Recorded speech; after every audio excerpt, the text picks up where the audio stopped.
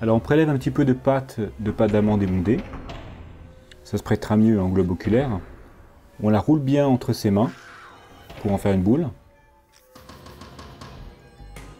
Voilà à peu près de la taille d'un raisin.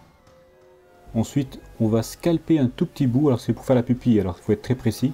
Moi je coupe un tout petit bout, d'abord je l'entame. Et ensuite je la prends directement, et puis avec le couteau, je vais faire tout le tour. En maintenant fermement avec ma main droite. Et avec la main gauche, je fais tourner tout doucement le raisin. Il faut bien faire attention parce qu'on a vite fait de se couper les doigts.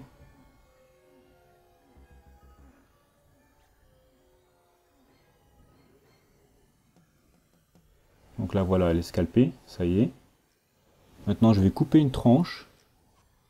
C'est pour faire l'iris en fait. Pas plus large que ça. Et on va couper à peu près de la même circonférence sur la boule que vous venez de faire pour faire le globe oculaire.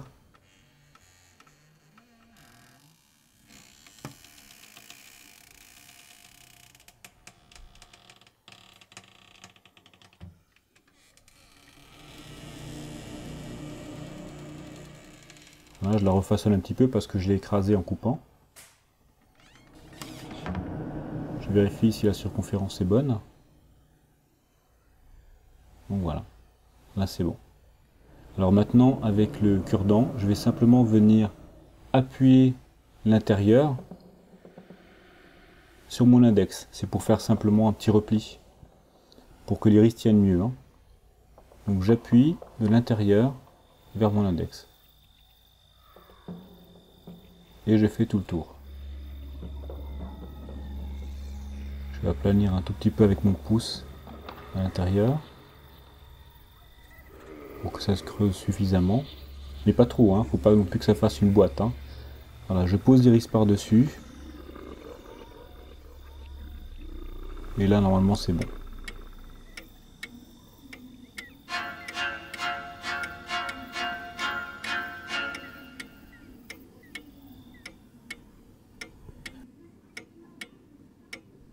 Je vais profiter de la préparation de Magali pour venir remplir en noir la pupille.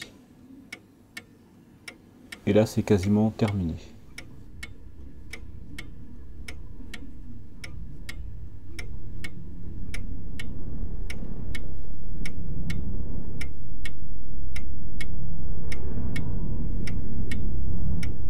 Alors après, avec du collant rouge, vous pouvez venir faire les petites veines ou les grosses veines éclatées. Faut pas hésiter à rajouter, plus il y a de sang, c'est Halloween. Voilà, c'est un peu l'ambiance. Et là, vous avez terminé votre œil.